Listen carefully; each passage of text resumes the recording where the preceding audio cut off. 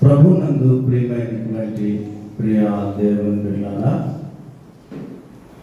ఈ యొక్క ఉదయకాల సమయంలో అనగా పునరుద్ధాన దినంలో కూడి ఉన్న మేము మీ అందరినీ ప్రేమపూర్వకంగా ఆహ్వానిస్తూ ఉన్నాను. దేవుడు మిమ్మల్ని దీవించి ఆకాశపు వాక్యాలకి ఆశీర్వదించును గాక. ఆమేన్. దేవుని వాక్యం 50వ అధ్యాయము 6వ వచనాన్ని చదువుకున్నాం. కొట్టువారికి నా వీపును అప్పగించి తిని, వెంట్రుకలు పెరుగువేయి వారికి నా చెంపలను అప్పగించి తిని, ఉమ్మివేయి వారికి అవమానపరచు వారికి నా ముఖము నేను దాచుకొనలేదు, నా ముఖమును దాచుకొనలేదు. రెండవ లేఖన భాగం కూడా ఒక మాటను చదువుకొని అప్పుడు 28 వారు ఆయన వస్త్రములు తీసివేసి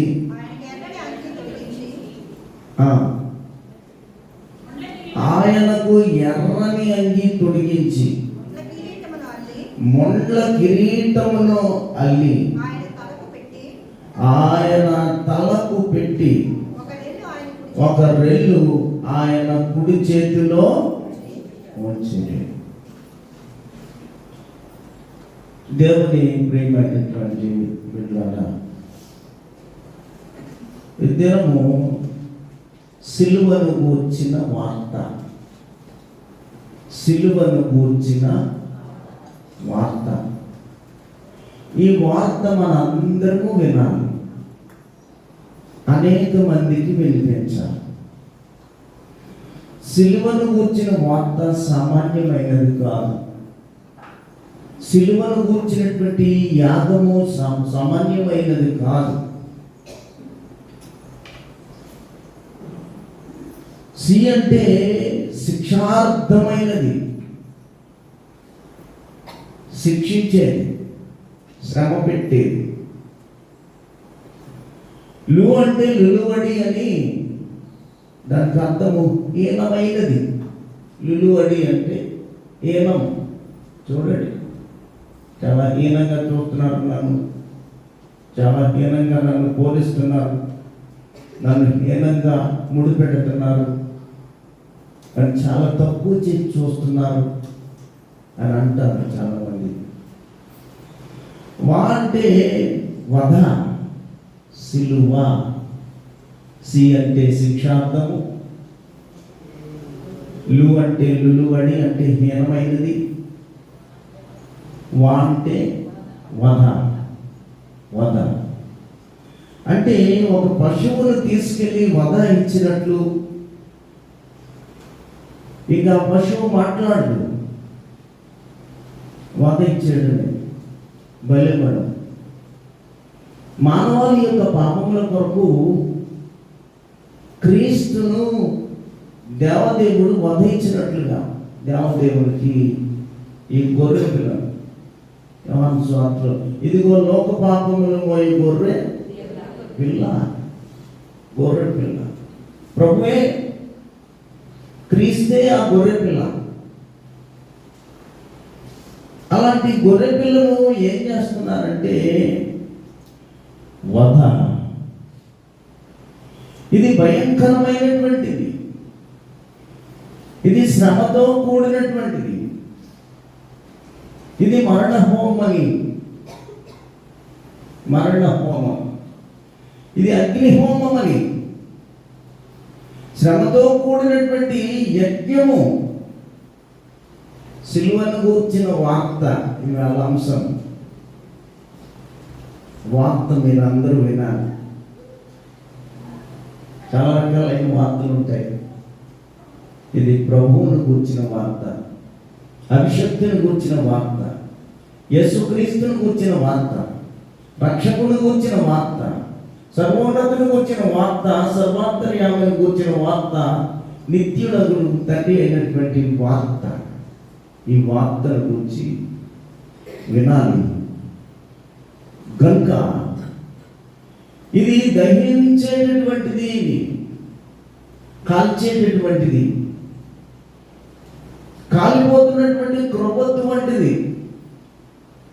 ఈ సిలువను గూర్చిన వార్త కాలిపోతున్న క్రొవ్వొత్తుల. నీకు వెలుగుదనడానికి ఈ క్రొవ్వొత్తు కాలిపోతుంది. నీకు జ్ఞానాన్ని ఇవ్వడానికి కొవ్వొత్తు కాలిపోతుంది. నీకు ఆరోగ్యాన్ని ఇవ్వడానికి, శక్తిని ఇవ్వడానికి, నీ శాశ్వతమైనటువంటి సమృద్ధి జీవాన్ని ఇవ్వడానికి, శాశ్వతమైనటువంటి నిత్య రాజ్యాన్ని అనుగ్రహించడానికి కొవ్వొత్తు కాలిపోతూ వెలిగిస్తున్నట్లుగా యేసుక్రీస్తు ప్రభు సిలువలో వార్త, సిలువ వార్త. ఎంతవరకు సిలువ వార్తను విన్నావు? ఎంతవరకు సిలువను గూర్చిన జ్ఞానము నీకున్నది? ఎంతవరకు సిలువను గూర్చిన అనుభవము నీకున్నది? ఎంతవరకు ఆ సిలువ ఆశీర్వాదము నీకున్నది? చిన్నోళ్ళైనా పెద్దోళ్ళైనా ఒకసారి పరిశీలన చేసుకో. పరిశీలన చేసుకొని చక్కని పాటను పాడించారు. ఫస్ట్ గారు 5 గాయములు దిద్దుగా, ఎంత అర్థవంతమైన పాట. 5 గాయములు, తల మీద ముళ్ళ కిరీటము శ్రమ, చేతులలో కాళ్ళలో శ్రమ, ప్రక్కలో గాయము శ్రమ, ఒళ్ళంతా గాయములు. ఈ సిలువను గూర్చిన వార్త మనము వినాలి. ఇందులో శ్రమ ఉన్నది, హింస ఉన్నది, దుఃఖం ఉన్నది, అవమానం ఉన్నది. ఆయన ఎంతో శ్రమపడి ఈ నిత్య జీవాన్ని నీకు నాకు ఇచ్చాడు. శ్రమపడి. అందుకనే మన ప్రెసిడెంట్ గారు చెప్పిన వైస్ ప్రెసిడెంట్ గారు జాన్ గారు, కొట్టివారికి తన వీపును అప్పగించి తిని, వెంట్రుకలు పెరుగు వారికి నా చేతులను అప్పగించి తిని, ఉమ్మువేయి వారికి అవమానపరిచి వారికి నా ముఖమును దాచుకొనలేదు, నా ముఖమును చెక్కుముకి రాతి వలె చేసుకొంటిని. చెక్కుముకి రాయి, ఒక కోణం లేదు, ఒక కోణం లేదు. ఏ రాయికైనా నున్నగా అందంగా కనపెడితే ఎంతో సౌందర్యంగా ఉంటుంది. తల్లి ఒడిలో ఉన్నప్పుడు యేసుక్రీస్తు ఎంతో సుందరమైన వాడు. సువార్త పంచినప్పుడు ఎంతో సౌందర్యవంతుడు. 10,000 మందిలో ఆయన మనోహరుడు. ఇతను ఆయన రూపము చెక్కుముకు రాయలేదు. మనోహరుడైనటువంటి ప్రభువుకి ఒక రూపం లేదు, ఒక ఆకారం లేదు, ఒక సౌందర్యం లేదు, ఒక అందం లేదు. ఆయన ఈ దెబ్బల చేత ఆయన చెక్కుముకు రాగానే 7వ అధ్యాయం 4వ లైన్, నా ముఖమును చెక్కుముకు రాతి వలె చేసుకొంటిని. అప్పుడు ఆ దెబ్బలు తిన్నప్పుడు, అప్పుడు మేకులు కొడుతున్నప్పుడు, ముండ్ల కిరీటం పెడుతున్నప్పుడు, మొదట వస్త్రాన్ని వేశారు, ఒక రెల్లు తీసుకొచ్చి చేతిలో పెట్టారు, ముండ్ల కిరీటం పెట్టారు.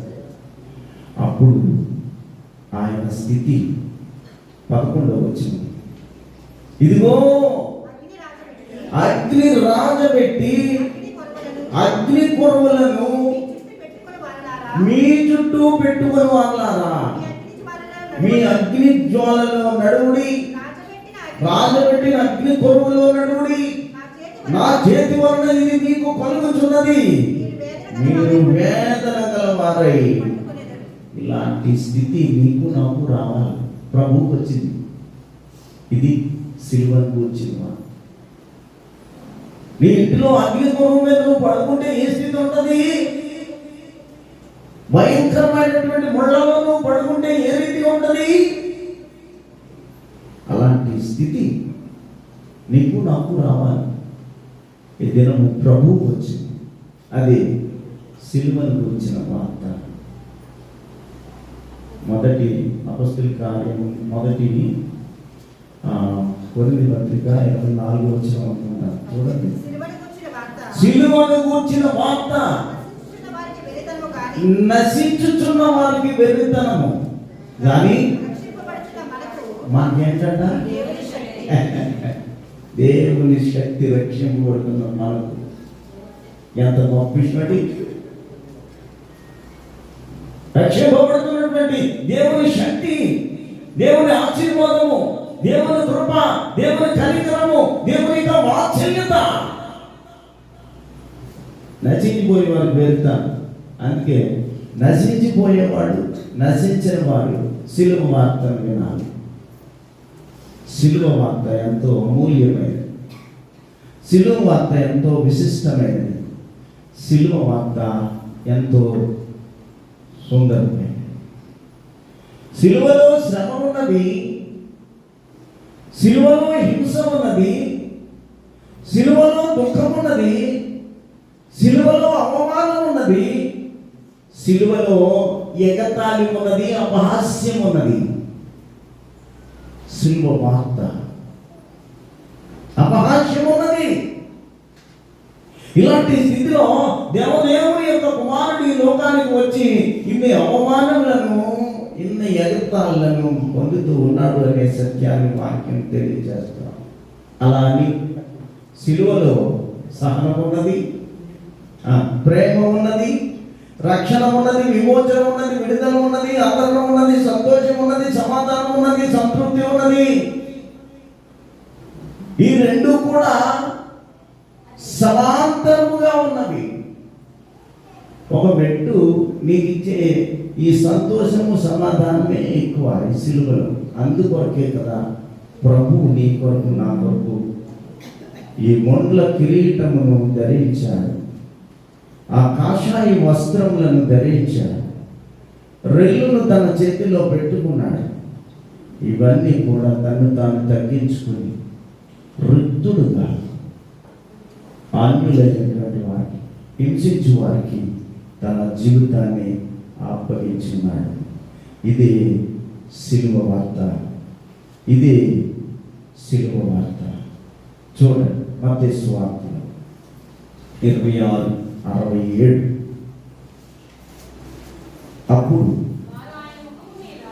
అప్పుడు వారు ఆయన ముఖము మీద ఉమ్ము ఆయనను గృద్దిరి, కొందరు ఆయనను అరచేతులతో కొట్టి, క్రీస్తు నిన్ను కొట్టిన వాడెవడో ప్రవచింపమని. అంటే ప్రవచించాడు కదా, ముందు వాక్యాన్ని ప్రవచించాడు. ప్రవచించి ఈ మోషే ధర్మశాస్త్రంలో ఉన్న పాత నిబంధనలో అంత ప్రవచనం అంతా చెప్పేశాడు. ఆ చెప్పించి మీరు ఈ రీతిగా ఎప్పుడో యెషయా చెప్పాడు కదా,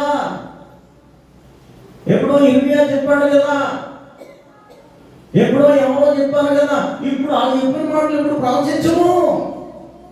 ఎగతాళి చేస్తున్నారు, హేళన చేస్తున్నారు. ఇదే కదా సిలువ వార్త, సిలువను గురించిన వార్త.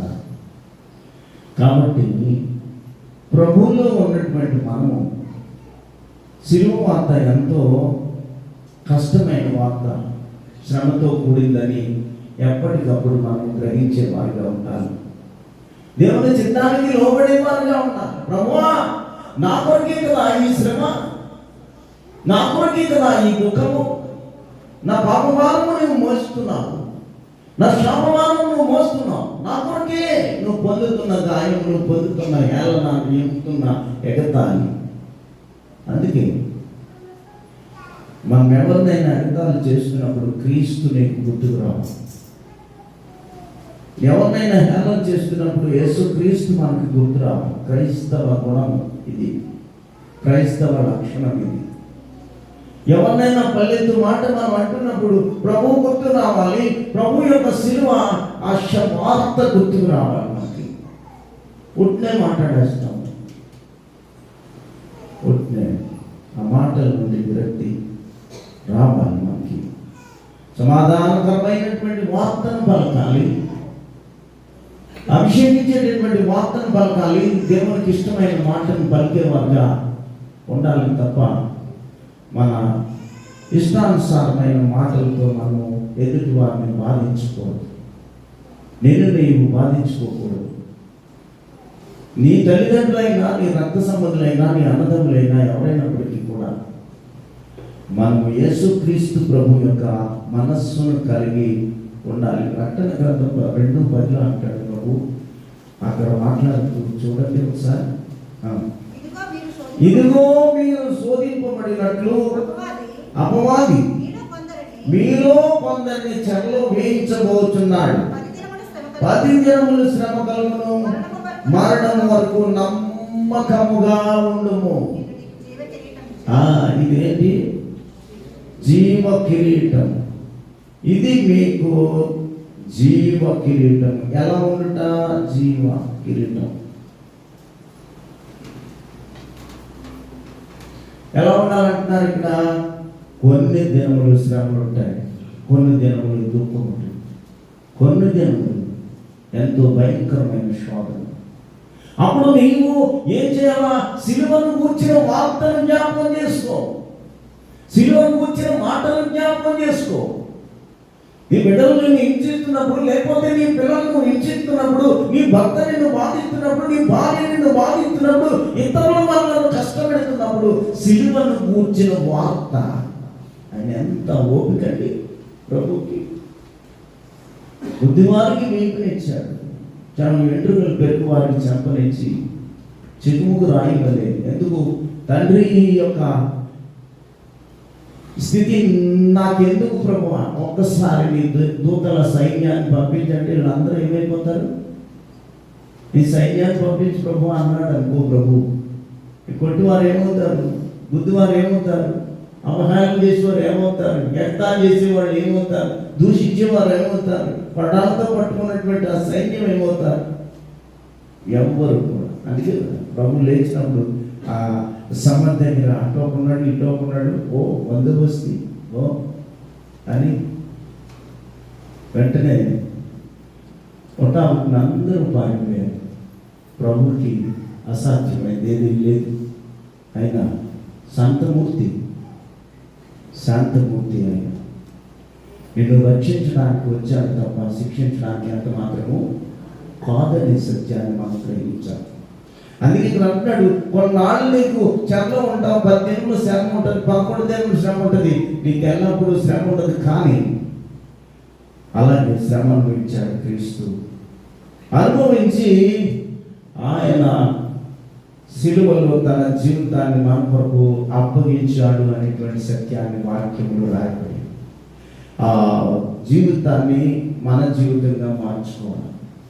ప్రభువా నీవు ఏ రీతిగా జీవించావో, ఇహలోకంలో ఉండగా నువ్వు ఏ రీతిగా ఉన్నావో, నువ్వు బాల్య జీవితాన్ని చూస్తే అది చిన్నపిల్లలు కప్పాలి, అది యవన జీవితాన్ని చూస్తే యవనస్తులు కప్పాలి, అది శిలువ జీవితాన్ని చూస్తే మన అందరికీ అవ్వాలి. శాంతి సమాధానము అనేటువంటి మాటలు. బాల్యం చూస్తే బాల్యంలో ఉన్న జీవితము చిన్నబిడ్డలకు నేర్పించే వారిగా మనం ఉండాలి. యవన జీవితాన్ని యవన జీవితంలో యవన బిడ్డలు పంచుకునే వారుగా ఉండాలి. ఇక మనం చూస్తే ఈ శిలువ జీవితము అది శ్రమని, కష్టమని, వేదనని, దుఃఖమని, ఎంతో మోయలేని భారమని, కుటుంబ భారంగా ఎంచుకోవాలి, ఉద్యోగ భారంగా ఎంచుకోవాలి, నీ వ్యక్తిగత జీవితంగా ఎంచుకో.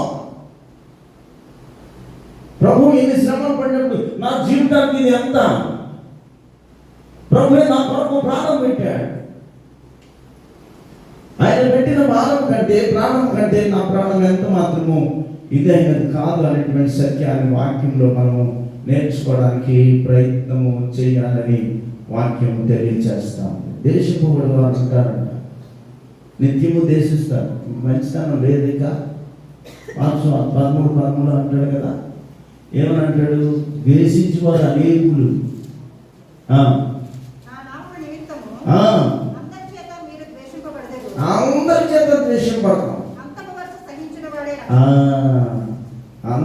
అంతము వరకు. ఇందాక ఉన్నాడు, మరణం వరకు నమ్మకముగా ఉండేవాడు ధన్యుడని అక్కడ చెప్పాడు. ఇక్కడ అంతం వరకు ధన్యంగా ఉండేవారు గొప్పవారని చెప్తున్నాడు. మరణం వరకు మనం శ్రమలు వస్తూనే ఉంటాయి, దుఃఖం వస్తాను. ఏ ఇంట్లో లేవండి, అందరింట్లో శ్రమలు ఉంటాయి, చిన్నదో పెద్దదో. ఆవిడంటది, మా అమ్మాయి అసలు చదువుతలేదు శ్రమే. ఆవిడంటది, మా అబ్బాయి అసలు చదువుతలేదు, మాట ఇంట్లో లేదు. ఈయన అంటాడు, నా కుటుంబం భారం మొయ్యలేకపోతున్నాను అంటాడు. ఆయన అంటాడు, ఏదో అంటాడు. ఎవరింట్లో ఏదో ఒక సమస్య ఉంటుంది, ఒకరినొకరు ఎత్తుకుంచుకోకూడదు. ఆ సమస్య వరకు ప్రార్థన చేయాలి తప్ప ఆ సమస్యను ఎత్తిపెట్టి వాడిని బాధ పెట్టే రీతిగా ఉండకూడదు. ఏదైతే సమస్య ఉంటుందో, ఎన్నో సంఘాల్లో ఎన్నో సమస్యలు ఉన్నాయి. మనం ఎవరి గురించి అని అంటావా? అనుకోవడం కూడా. నా ముళ్ళని నేను తీసుకోవడానికే నాకు సమయం చేస్తలేదు, నా కంట్లో అంతా నేను తీసుకోవడానికే నాకు సమయం చేస్తలేదు. ఇంకా ఇంకెందుకు మాకు ఏమి? అందుకే ఎప్పుడు కూడా ప్రభు యొక్క శిలువ వార్తలను వినాలి, అంతం వరకు సహించాలి, మరణం వరకు సహించాలి, మరణం వరకు సహించాలి అని ఈ వాక్యం రాయబడింది. మళ్ళీ ఇంకొక మాట 14:22 అపోస్తలుల కార్యాలలో కూడా ఇంకో మాట ఉంది. చూడండి, 22వ వచనం,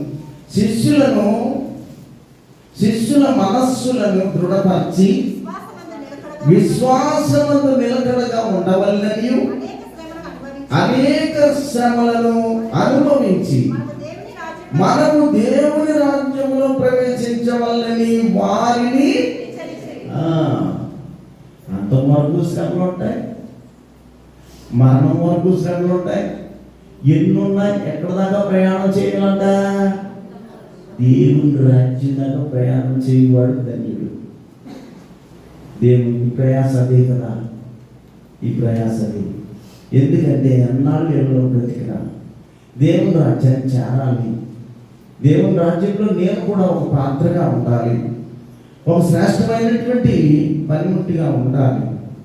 ఇక్కడ నువ్వు పనిముట్టిగా ఉంటే, ఇక్కడ సరైనటువంటి కుటుంబంగా ఉంటే, ఇక్కడ సరైనటువంటి జీవితం నీకుంటే, సరైనటువంటి వ్యక్తిత్వం నీకుంటే, సరైనటువంటి మనస్తత్వం నీకుంటే, సరైనటువంటి గుణధర్మం నీకుంటే పరలోక రాజ్యంలో ఉన్నట్టే. ముందు ఇక్కడ సాధించు. చాలామంది అంటారు కదా, ఒక మాట అంటారు, ఏమిటండి, ముందు ఇంటికి కలిసి డాష్ అన్నమాట అంటారు చాలామంది.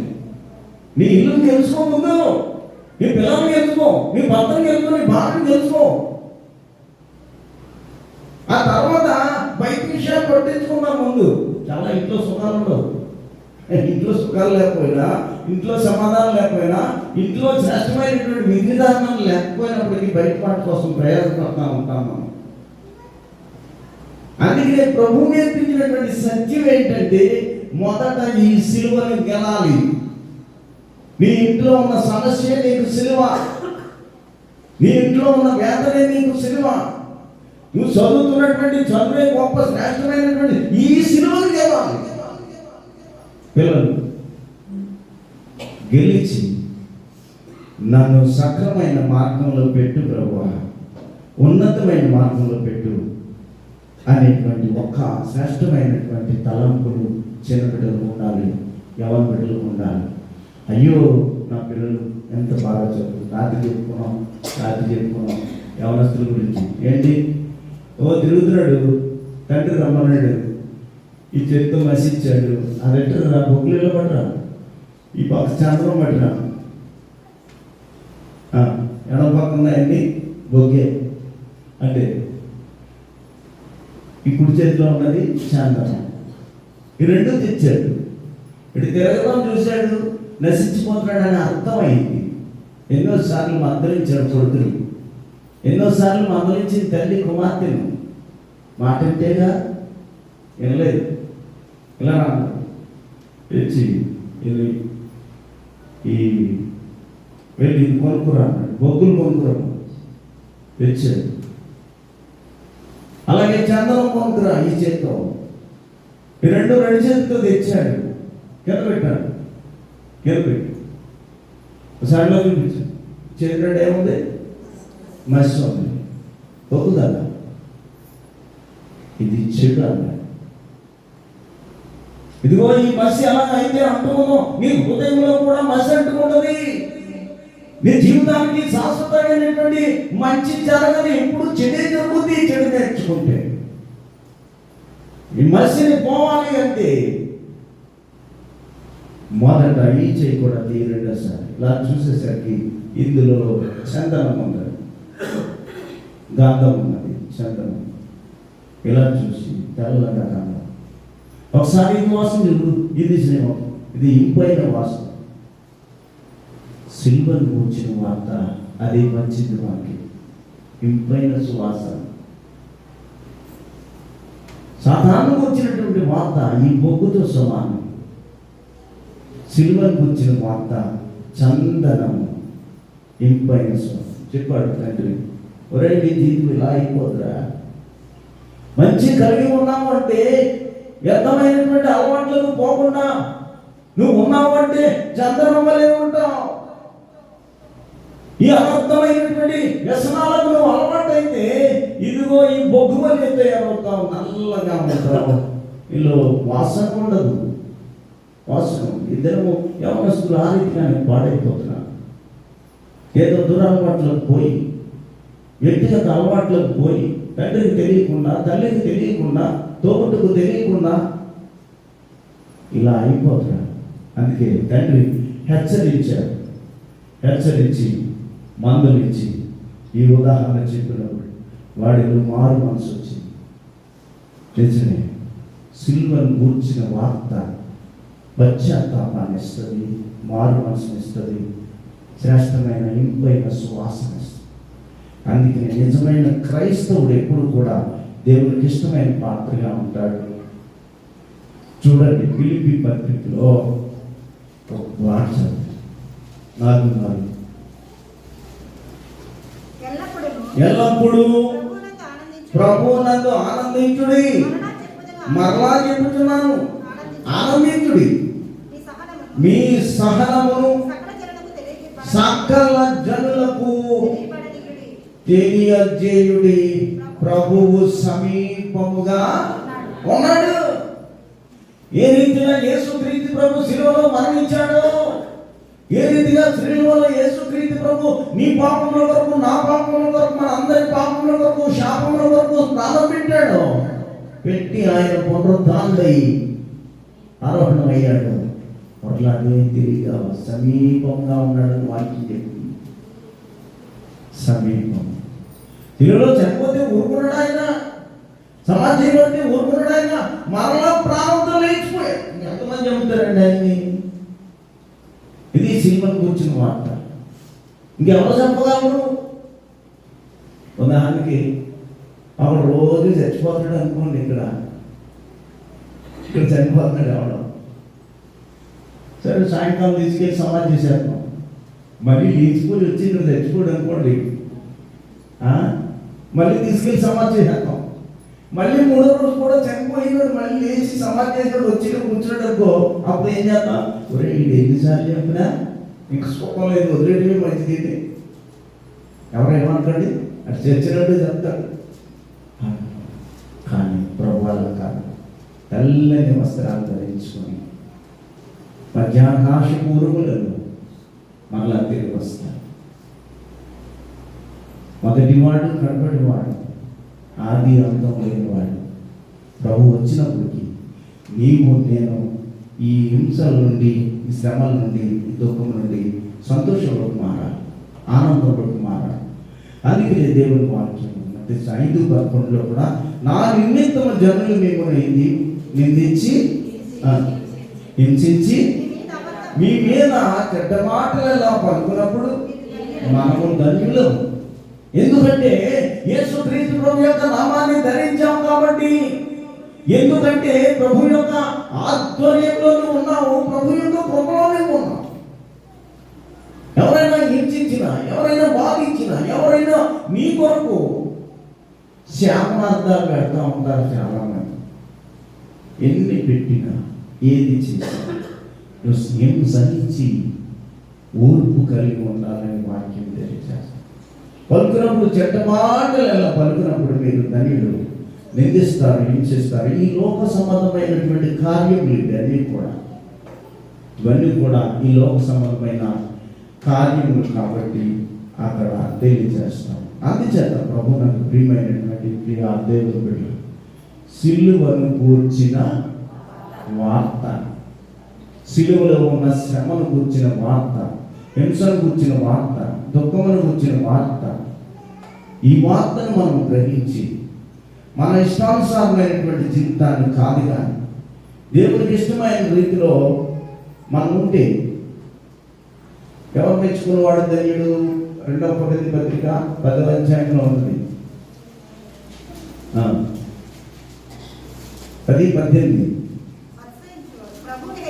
ప్రభు మెచ్చుకునేవాడే యోగ్యుడు, కానీ తనను తాను హెచ్చించుకునేవాడు యోగ్యుడు కాదు. మన యోగ్యత మనం కాపాడుకోవాలి.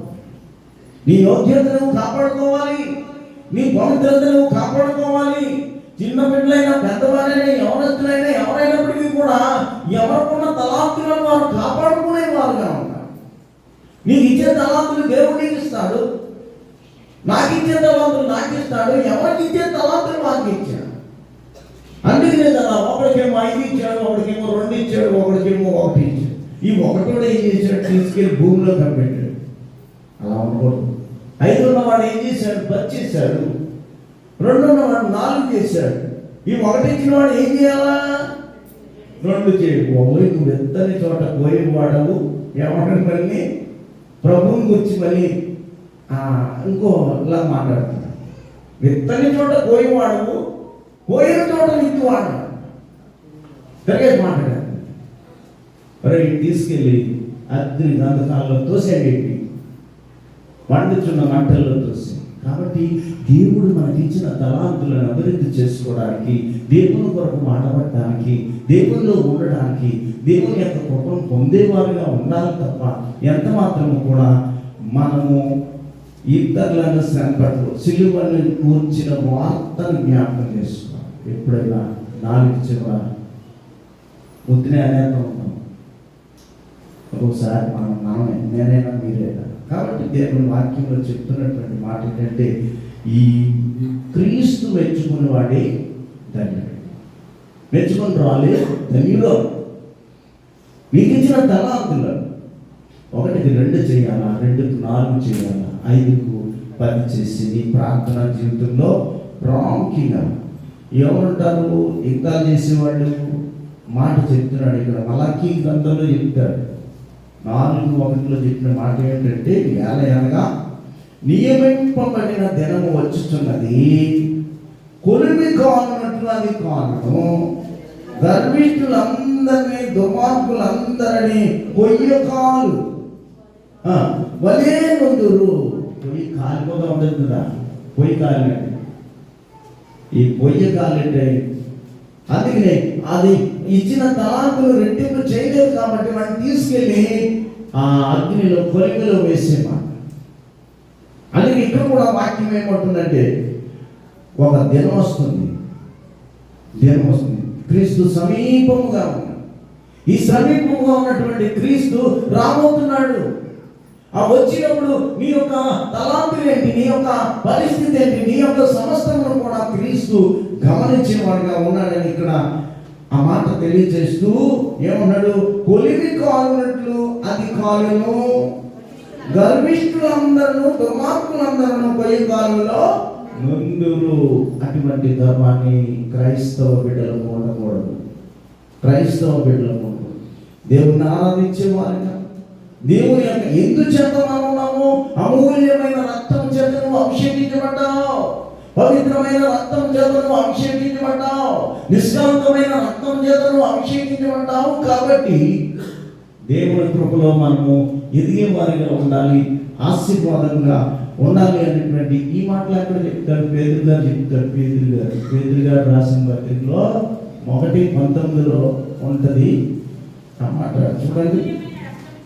అమూల్యమైన రక్తము చేత అనగా నిర్దోషమును నిష్కలంకమునకు గొర్రె పిల్ల వంటి క్రీస్తు రక్తము చేత మీరందరూ కూడా విమోచింపబడితిరి. విమోచింపబడి సిలువను చూడుము క్రైస్తవుడా, సిలువలో యేసుని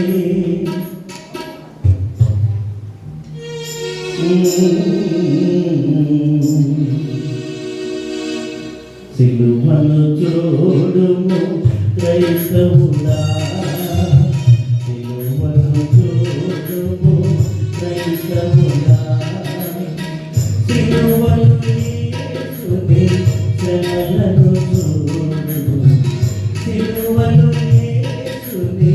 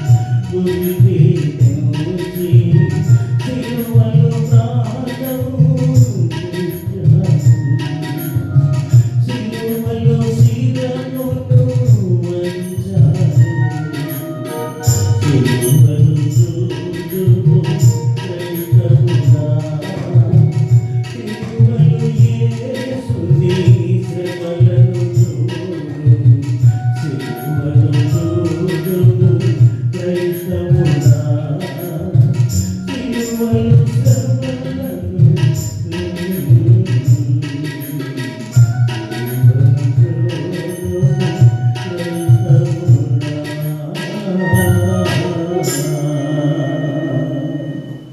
ఇదే సిలువ వార్త.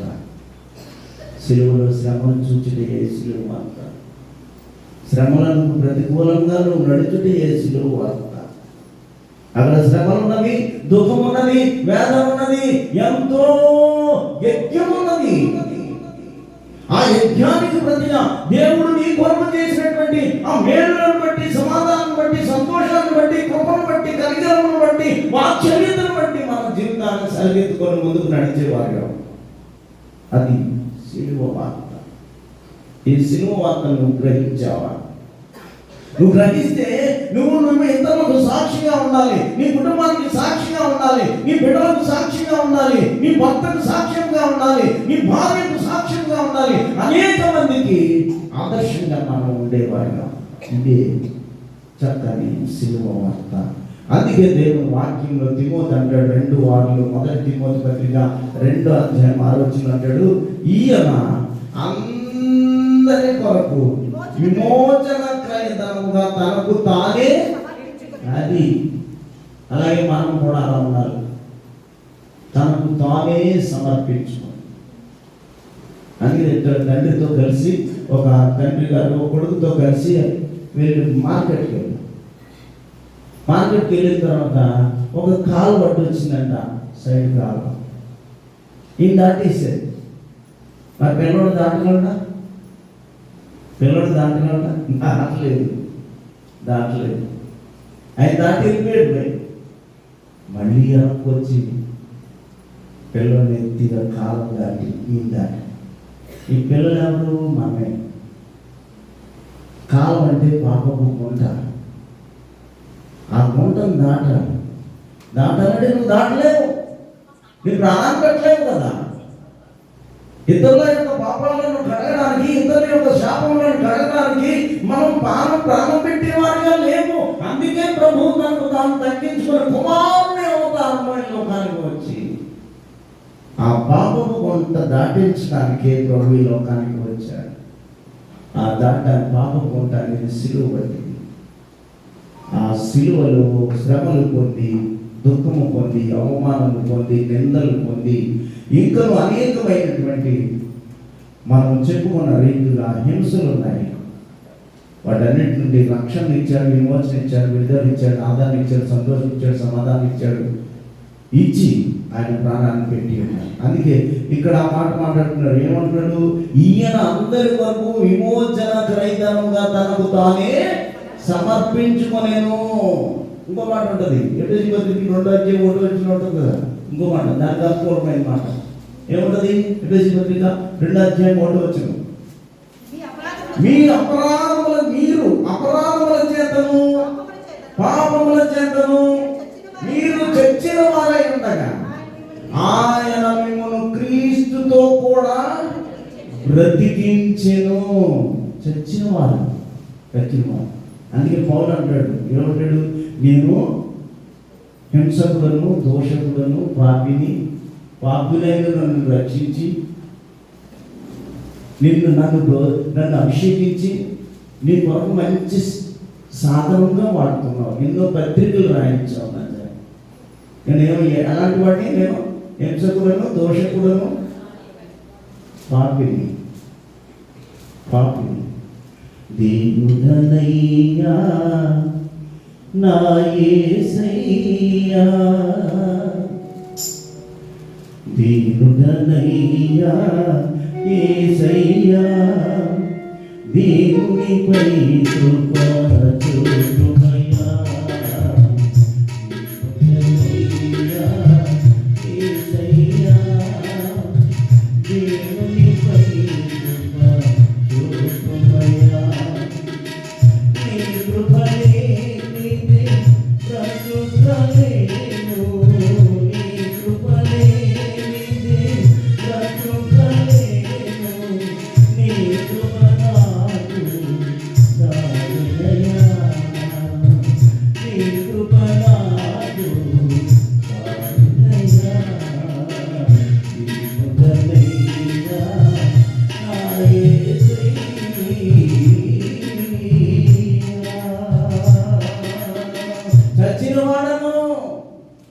పౌలు చెప్తున్న మాట, హింసకుడను, అనేక మందిని హింసించాము, స్టెఫను వంటిని చంపేసినటువంటి పాపి నేను.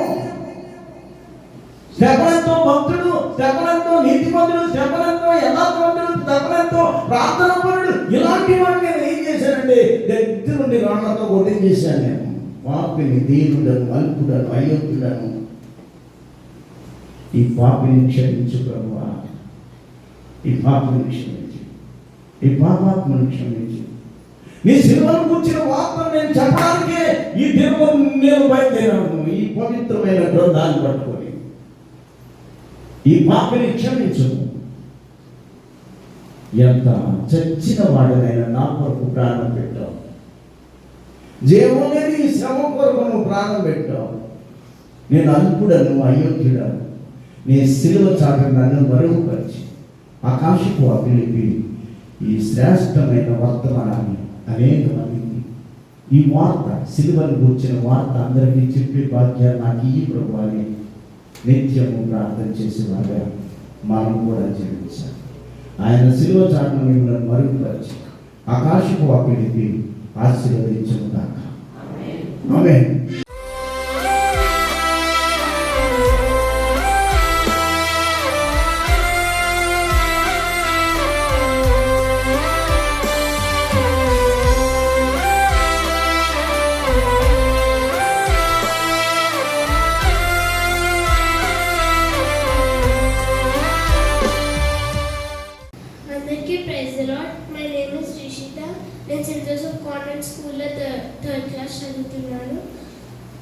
నాకు లాస్ట్ మంత్ యాన్యువల్ ఎగ్జామ్స్ జరిగాయి.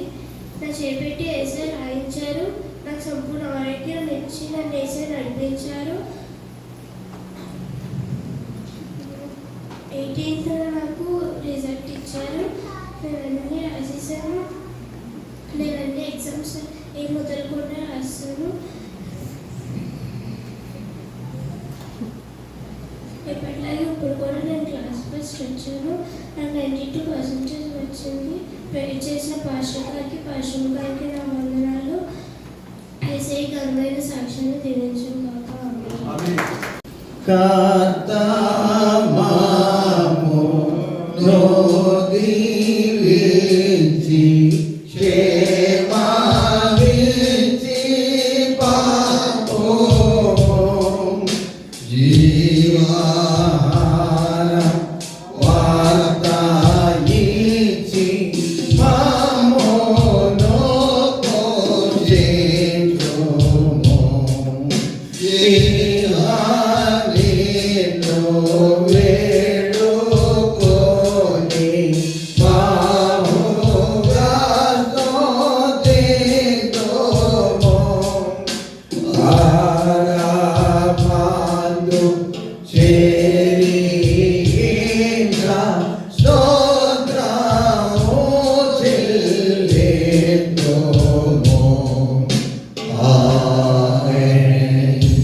సర్వ సృష్టికర్త అయిన దేవుని ప్రేమ, కృపా సత్య సంపూర్ణుడైన యేసుక్రీస్తు కృప, ఆదరణకర్త అయిన పరిశుద్ధాత్మని ఆదరణ, అన్యోన్య సహవాసము కూడి వచ్చిన మనకును సంఘ సంబంధితులందరికీ దేవుడు సదా తోడయుండి దీవించి ఆశీర్వదించును గాక.